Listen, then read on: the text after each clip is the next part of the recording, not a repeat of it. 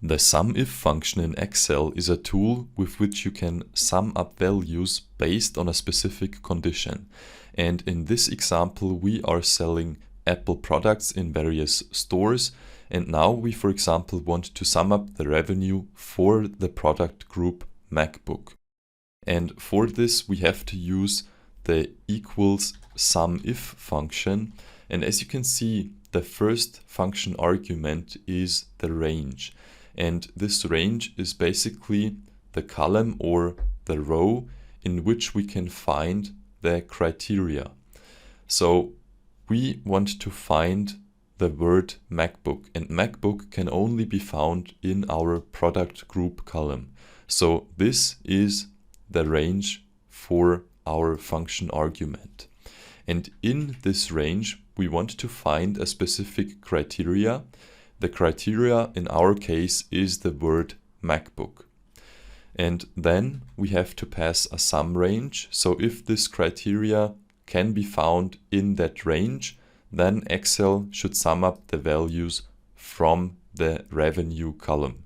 So let's just do a quick recap what Excel does here.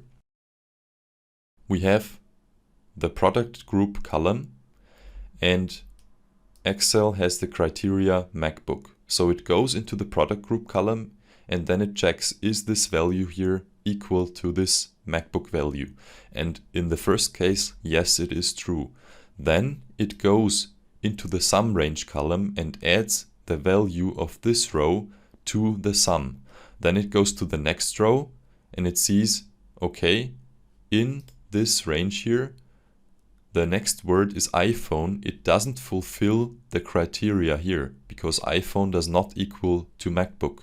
It is not the same word. So this value from the sum range here, so the second row, will not be added to the sum. And then Excel goes to the next row. Here we again have MacBook. It is the same as our criteria, and therefore the third value in the revenue column will be again added to the sum.